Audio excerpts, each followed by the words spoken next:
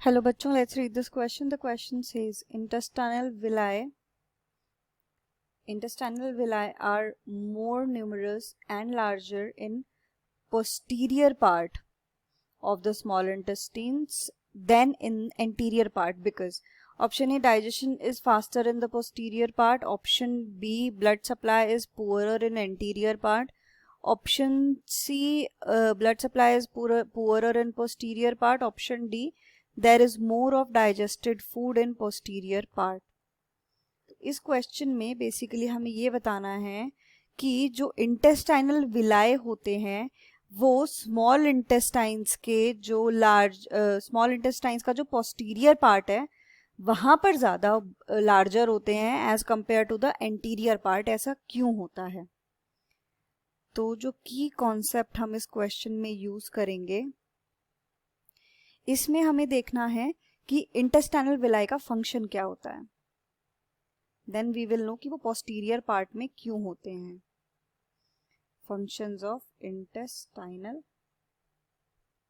विलाय. तो जब हम इंटेस्टाइनल विलाय या इंटेस्टिनल विलाय की बात करते हैं, if we talk about this intestinal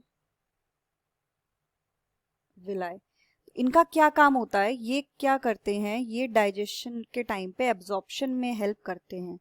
basically they help in absorption and digestion. They help to make digestion and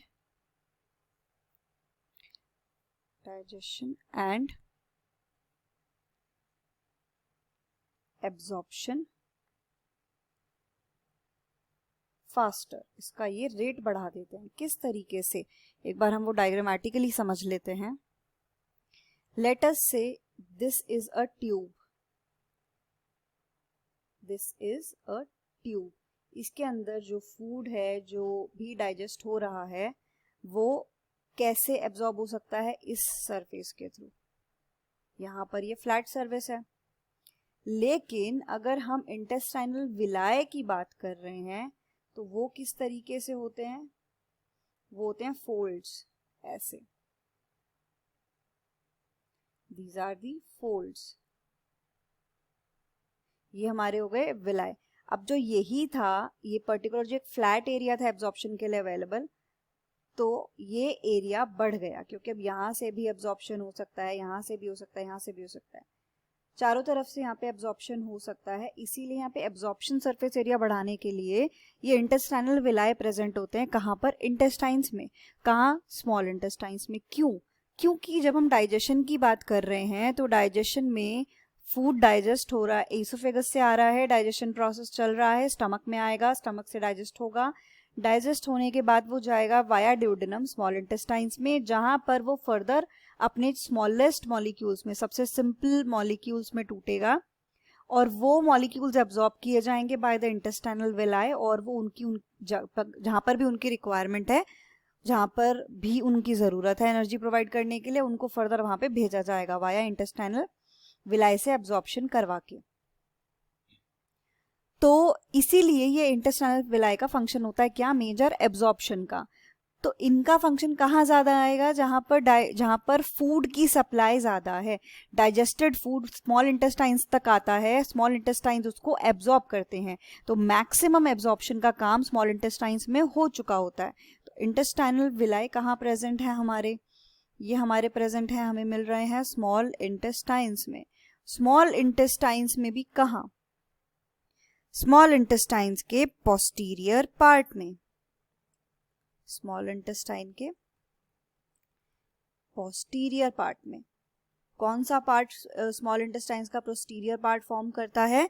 वो होता है हमारा jejunum and ileum. Jejunum, ileum, ये दोनों पार्ट्स पोस्टीरियर पार्ट फॉर्म करते हैं स्मॉल इंटेस्टाइन्स का. यहां पर ही मेजर एब्जॉर्प्शन का प्रोसेस हो रहा है. क्यों हो रहा है? क्योंकि यहां पर ही ज्यादा डाइजेस्टेड फूड आता है. स्मॉल इंटेस्टाइन्स के पोस्टीरियर पार्ट में ही ऐसा क्यों हो रहा है? Because of more availability of digested food, ज्यादा फूड जो है वो स्मॉल इंटेस्टाइन्स के पोस्टीरियर पार्ट में जाके स्टे करता है ताकि एब्जॉर्प्शन अच्छे से हो सके, ना कि एंटीरियर पार्ट में या फिर प्रॉक्सिमल पार्ट में। तो इसीलिए क्योंकि एब्जॉर्प्शन अच्छे से हो सकता है, विलाय वहां पर ही ज्यादा प्रेजेंट होते हैं, क्योंकि एब्जॉर्प्शन अच्छे से करवाना है, सबसे ज़्यादा डाइजेस्टिव फूड वहाँ पे प्रेजेंट है, तो वहाँ पोस्टीरियर पार्ट में सबसे ज़्यादा विलाई की प्रेजेंस होना ज़रूरी है ताकि वहाँ पे अच्छे से एब्जॉर्प्शन हो सके। That is why intestinal villi are more numerous and larger in the posterior part of the small intestines than in the interior part.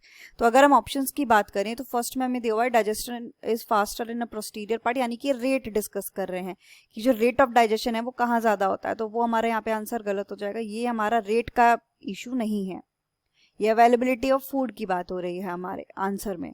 B option देंगे ब्लड सप्लाई पुअर होती है इंटीरियर पार्ट में, ऐसा भी कुछ नहीं होता, तो ये भी हमारा ऑप्शन गलत हो जाएगा।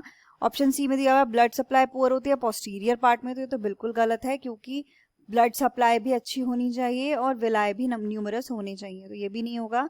Option D there is more of digested food in posterior part, तो ये हमारा यहाँ पर ऑप्शन हो जाएगा सही। तो यहाँ हमारा जो करेक्ट आंसर है वो है option number D. The final answer is option D. There is more of digested food in posterior part. Hope you understood it well. Best of luck.